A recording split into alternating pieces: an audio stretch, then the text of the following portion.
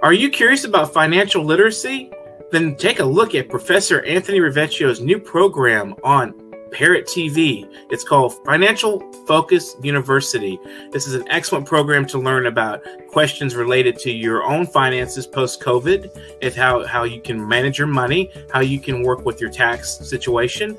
And this is an excellent and informative discussion of financial literacy.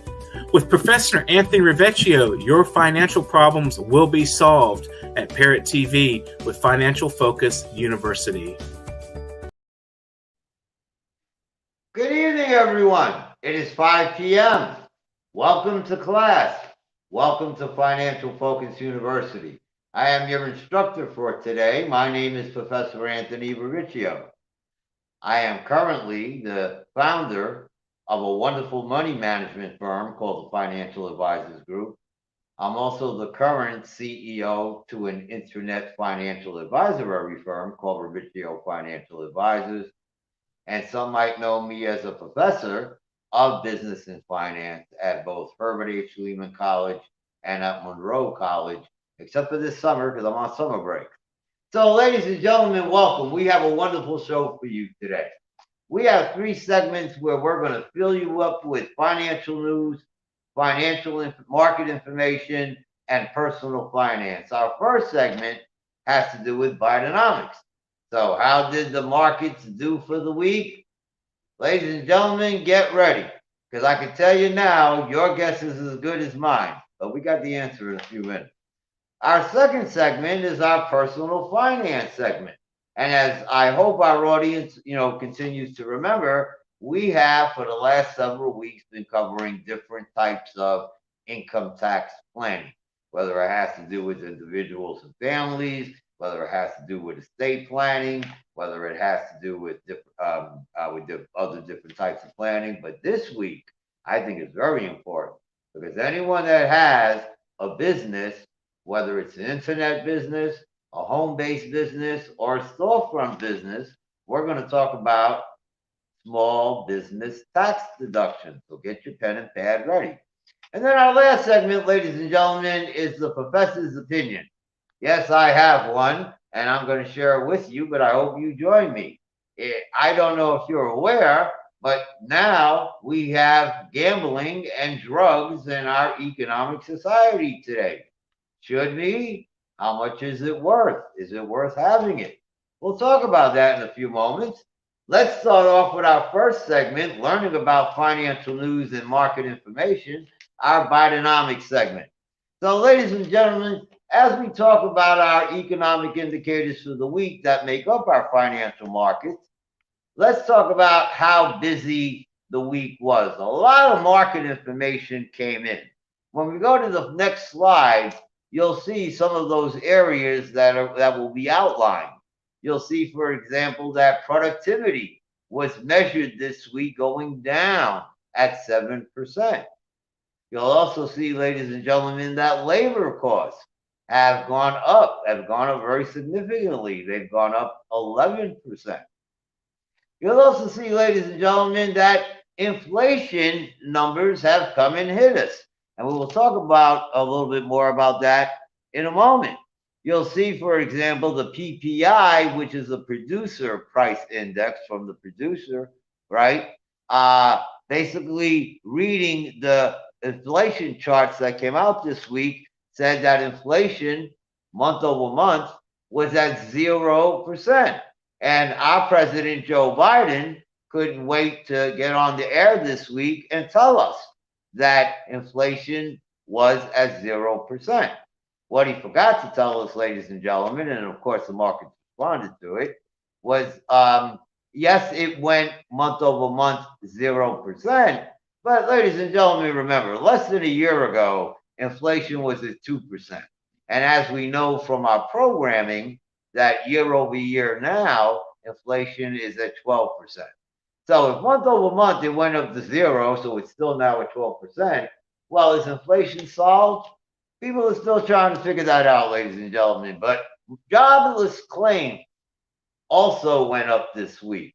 I always find that to be a very troubling sign because remember, jobless claims is just a technical name for saying unemployment insurance, right? When you call unemployment and say, hey, I'm not working, I need unemployment insurance. So a lot of these indicators, as you can see, ladies and gentlemen, generally speaking, are not good, right? They're not good for the U.S. economy, right? But people have been trying to understand what's been happening with our stock market and bond markets, right? With all this bad news coming in, right? You think we'd have a very bad week, right? You'd be ready to jump out the window. Well, ladies and gentlemen, get ready, because here we go. When we go to the next slide, let's see how the market did for the week, day by day. You'll see on Monday, it went down a little bit, 0.1%. You'll see on Tuesday, it goes down a little bit more, it's 0.7%. And then on Wednesday, God and the rest of the markets came in, and all of a sudden it went up. It went up to 2.3%. And then on Thursday, well, we basically had a bad week, because as you can see, 3 out of the 5 indicators are actually minus, right? But we went down. We went down very slightly at 0.1%. And as of the end of business day today at 4 p.m., Friday, we traded at a positive at 1.7%. So look at Monday, look at Tuesday, oh my God, Wednesday, look at Thursday, oh my God, part 2 Friday.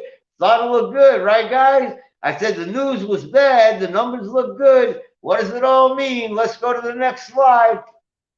So, ladies and gentlemen, what that means is the stock market for the week, please don't jump out the window, went up for the week, 3.1%. I'm going to repeat that, 3.1%. And you'll see that the bond market actually did almost just as well. You'll see last week's rates for the 2-year, which is at 3.24. Well, now it's at 3.25. It's a very steady rate.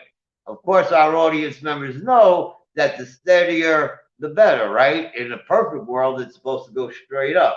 Well, as you see, right, little gravitations, good thing. And if you look at the 10-year bond that was trading last week at 2.83, you'll also see that now it's at 2.84, right? Looking good, looking good. Ladies and gentlemen, look a little harder, because again, look at the 2-year and the 10-year, and what I've been saying for the last couple of weeks, called the inverted yield curve, which basically means that you can go to a bank, give them your money for 2 years, make 3.25%, congratulations. But then if you wanted to give it to them longer, well, guess what, ladies and gentlemen? They're going to pay you less, right? That's what we call them inverted, right? No cents, bang, bang, right? They'll pay you 2.84%. What does that mean? As I've been saying for the last several weeks, that is a pipe that's now crooked. Once it hits our economy, depending on where our economy is at, that could be a very troubling sign. But for the week, we're doing wonderful. So how are we doing for the year, right? How are we doing for 30 weeks of activity in the stock markets from January 1 to the end of business day today? Well, good news and bad news, ladies and gentlemen. The bad news is that we're down. We're still down 6.4%.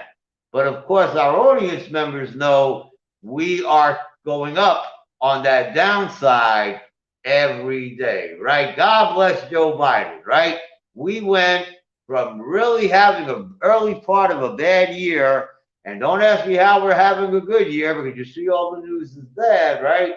So we're almost there, ladies and gentlemen. And as you can see by what I call the Bob Press Gloom and Doom Index, which represents 21 weeks, oh my God, Bob finally is in the positive. So basically, as you can see, from 21 weeks or 9 weeks ago from the beginning of the year, so we're basically talking the first week in March, that tells you that the market is now running positive. What does it mean in the world of Bidenomics in 2022? Ladies and gentlemen, let me be very frank with you.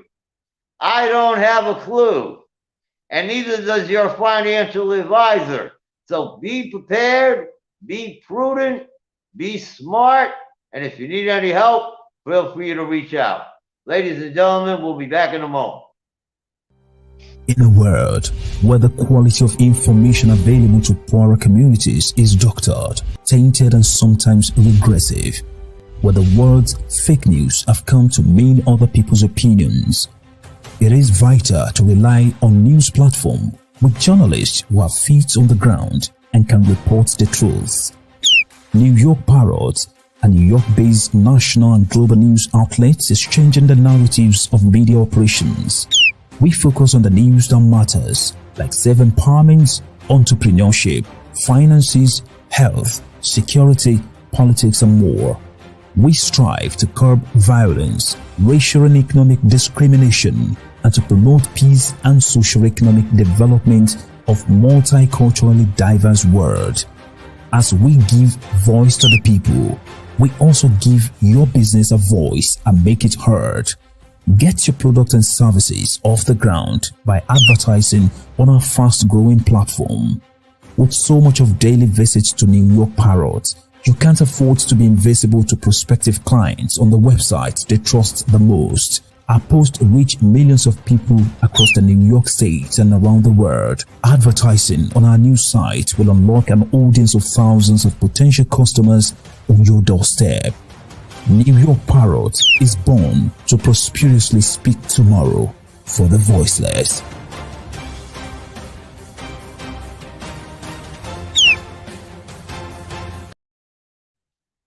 Ladies and gentlemen, welcome back. We're now going to go into our personal finance topic. Basically, as I said at the beginning of the show, we've been talking about different types of income tax planning. And now we're going to cover our last segment of the whole section of classes called How to Master or Understand Small Business Income Tax Planning. Ladies and gentlemen, grab a pen, grab a paper, and of course, you're welcome to these slides when you reach out. Feel free to reach out to me. So, ladies and gentlemen, if you've been watching this show, we're going to go over the first couple of slides relatively quickly because, of course, if you've been watching our series, we don't want to bore you to death. But for any new people that are watching this for the first, maybe second time, please grab a pen. So, ladies and gentlemen, when we start off with at the next slide, like I said for the last several weeks, what is income tax planning? Income tax planning, in layman's terms, is when you want to analyze your financial situation to lower your tax liability. Why do we want to lower our tax liability? Because the lower we get it, the more money we get back, right? So let's go to the next slide. And we'll go to the slide after. Fantastic. So now when we talk about tax planning, we again talk about 3 areas in the tax code that we want to concentrate on. In the IRS tax code, there are over 500 tax advantages. They're classified in 3 different ways. One is called income tax deductions. I'm sure you're probably familiar with that word. That represents about 2/3 of the whole code. And what an income tax deduction is, if you qualify, is that you get your tax bracket equivalent as a liability. Here in the state of New York, if you add up your federal, your city, your state, your other miscellaneous taxes, that can, based on your income, come out to about a 30 to 40% tax bracket. So any tax deduction would be a 30 to 40% saving. Now, the other 2/3 of the code are filled with tax credits and tax exemptions. How much are they worth? Oh boy, they're worth 100%. So you don't just get 40 cents back on the dollar with deductions. You get your whole dollar back if you are eligible for different tax credits and also for different tax exemptions. So we have 500 areas that one could be eligible for, right? 2/3 of them are deductions. We're going to be talking about that in a few moments when we talk about small business. But these are the types of tax advantages that are available to us. So when we go to the next slide, if you remember, ladies and gentlemen, we talked about different types of tax planning. And ladies and gentlemen, if anyone wants a copy of the prior slides, you'll see at the end of this presentation, you'll be able to get access to me. So on the first one, right, we talked about federal income tax planning. In layman's terms, that's income tax planning for individuals and or families, right? That's specialized to them. So we might have a client that has a student loan. We might have a client that's looking to go to college, paid for college, looking for college savings, right? We have clients that give to charity. They want to learn how to give more to charity, get tax deductions to charity. We have clients that have children. You may or may not be aware, in the IRS code, there are many tax credits, right, in regards to children of all ages, right? So again, federal personal income tax planning, which we've already covered, right, covers that, specific area. The next one being retirement. Well, if you remember our retirement series, we said it actually serves two purposes. One is to lower your tax liability, and the second is to maximize your retirement savings. And in that presentation, if you remember, we talked about things like 401k plans, IRAs, annuities, and how you can take advantage of both of those situations through retirement tax planning. When we go to the next slide, you'll learn about the other two, which are estate tax planning, which we did last week. And when we talked about estate tax planning, we really talked about three specific areas. We talked about the gift tax, we talked about the estate tax, and then we talked about administrative costs to the estate that are also tax deductible. And ladies and gentlemen, today I have the pleasure of talking about small business tax planning. And I call that a very unique situation, right? Because we know that 10 to 20% of Americans own or run a business, right? The other 80% doesn't, right? So this is very unique to that particular situation. So let's go to the next slide. And let's start talking about some of the benefits of small business tax planning. Now, ladies and gentlemen, I see you're probably looking at some of the deductible areas that I got there. Relax, because before we could start learning deductions, we have to learn about our business, okay, and how we can maximize it from an income tax standpoint. So you'll see the first item I got on top is called structure, the legal structure of your business. I'm talking all types of businesses, storefronts, home base. Is it an LLC? Is it a partnership? Is it a sole proprietor? Based on the structure of your business, you would have a better accuracy of what that business, notice I said business, tax bracket would be. They do range, and they range because of the benefits that the structure brings. So you always want to be sure that you're using the right structure, not just for the business apparatus in general, but also for the consideration of lower income taxes. Let's go to the second area. You'll see the second item I mentioned is measure your space. Ladies and gentlemen, very important, because before we get into income tax deductions, we have to talk about what percentage is your space. You own a storefront, you sell goods and services, 100% of that storefront is used for goods and services, then you get to deduct 100% of the items that we're going to go over in a moment. Well, you have a home-based business. Okay, you have a one bedroom. Out of the 4 rooms, one of them you use as a home-based office, right? 1 into 4 is 25%. So that means the tax deductions you may or may not be eligible for, you're going to get a 25% tax advantage. So again, the second thing in knowing your tax benefits in this area is, number one, make sure you're using the correct structure. And number two, you want to be sure that you're applying the correct numbers to the measurement of the space. So, and I'll give you a specific example now when we get to number 3.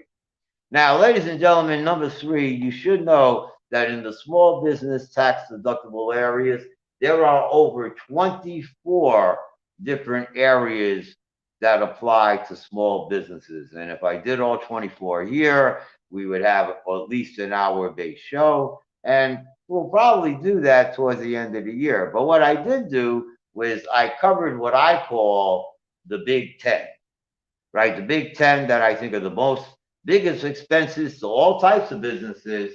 And then subsequently, making sure they keep it tracked on the bottom line. So you see, the first item I got is called advertising.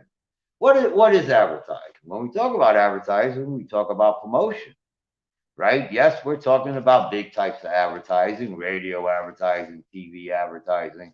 What about internet advertising? What about flyers? What about business cards? What about, I think I've mentioned flyers, right? What about press releases? All of these are your efforts of advertising.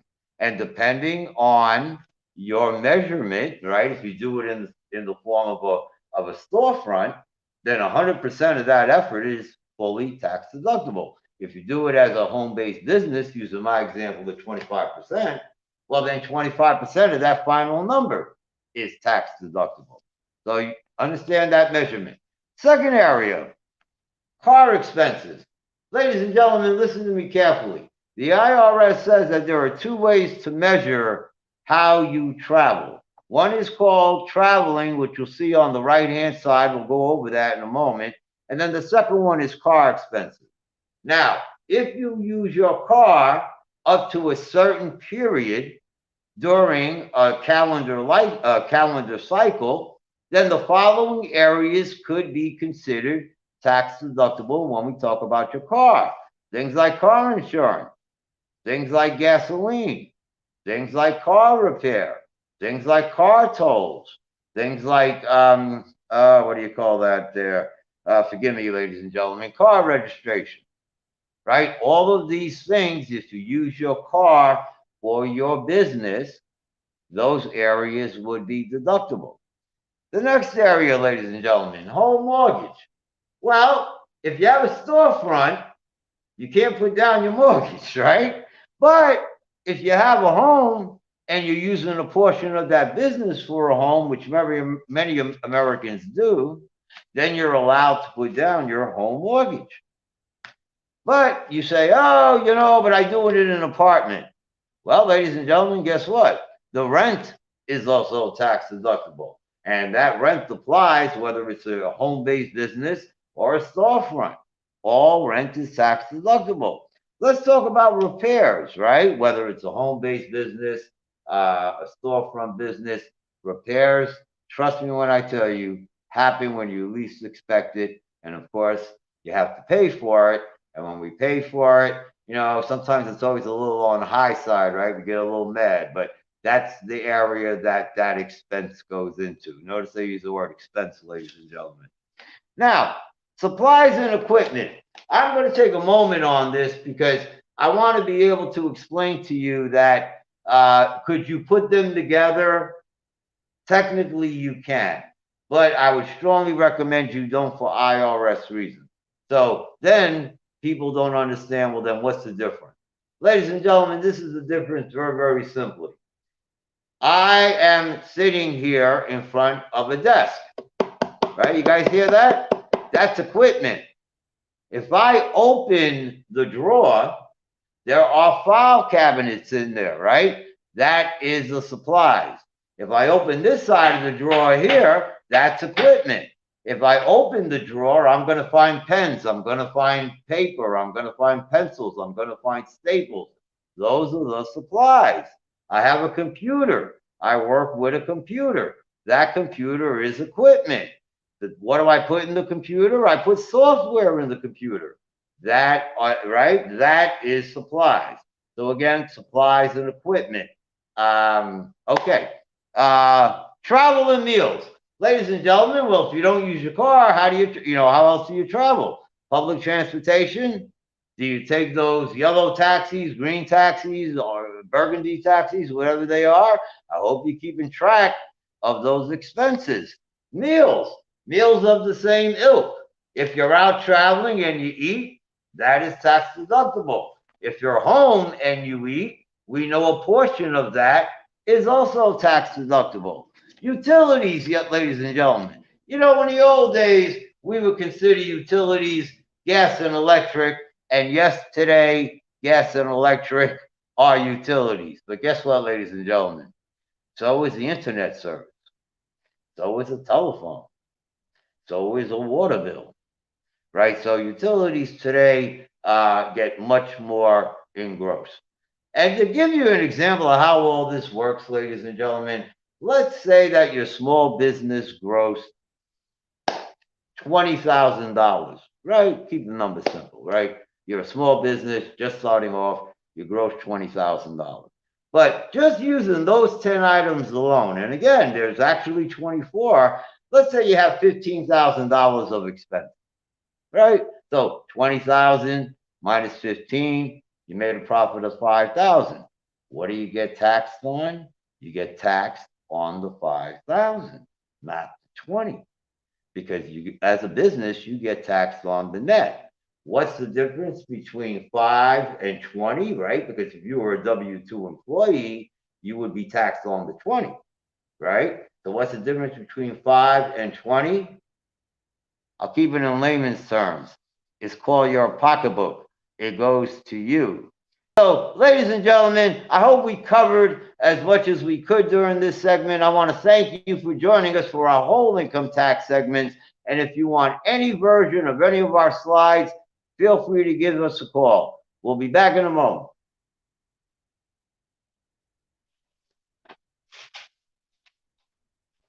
America Open Market, AO Market. The best digital market for humanity is a free, multilingual, borderless market open to international sellers with various languages included. With America Open Market, you may start selling in minutes after filling out the form. Comprehensive dashboard where you understand your sales, orders, and customers is available. You get paid directly, securely, and instantly on the America Open Market. You can sell your house, car, electronic laptop, CD player, boombox, phone, headphones, furniture, and clothing, and anything on AmericaOpenMarket.com where all your sales and customer needs are met. Register as a merchant today. You will not regret becoming a vendor at America Open Market. For further inquiries, contact us at aomarket@gmail.com. AO Market, best digital marketplace for humanity. Ladies and gentlemen, welcome back. And before we go into our final segment, please allow me to give you your homework assignment, if I might. Press that subscribe button because we want you in class every week. And of course, you'll get notifications from our parent station, Parrot TV. So again, just press that subscribe button. Ladies and gentlemen, our last segment, the professor's opinion. I will keep this very short and very brief. If you live in the state of New York, and you might live in another state that has an upcoming election coming up, there are two, I don't know what to call them. There are two items that you will hear about very significantly. And those items are gambling and drugs. You know, and when you think about those things, right, you start to wonder, well, is the sales of gambling and drugs good for our economy? And you know, ladies and gentlemen, the answer is yes. The answer is yes, because if you see on top where it indicates drugs, drugs in the United States is a $101 billion business. It is actually double the size of any country outside of the United States. That's how big. And I'm not going to use the word drug problem, right? Because it's legal now, so it's not a problem, right? This is now $101 billion. And then, of course, now we have gambling. And today, as we're learning, you know, it's not just going to Las Vegas. It's not just going to Atlantic City. In the next couple of years, we'll be gambling on our telephone. We'll be gambling anywhere and everywhere. But as of now, gambling is a $3 billion business. Now, ladies and gentlemen, you know, when I was a young boy, my parents, I guess, with other people in my life, you know, say, you know, Anthony, there's a right thing and there's a wrong thing to do, right? And as I got older and went to college, they teach you that some of these wrong things, when you relate it to our economy, we used to call them sin taxes, right? We almost equated it to what was called the Catholic faith, right? Or the faith of your congregation, whatever that is. That, you know, it was like a sin tax. You know, we're going to tax it, and we know it's a bad thing. You know, like cigarettes, right? But what about cigarettes, right? Cigarettes are still cheap. What makes them expensive is the tax, right? Cigarettes are like $4 or $5, but after you add the federal tax, city tax, state tax, now they're 20, right? So, ladies and gentlemen, we have an election coming up here in New York. You might have an election coming up too. So, the professor's opinion on these items and the upcoming governorship races, if we go to the next slide.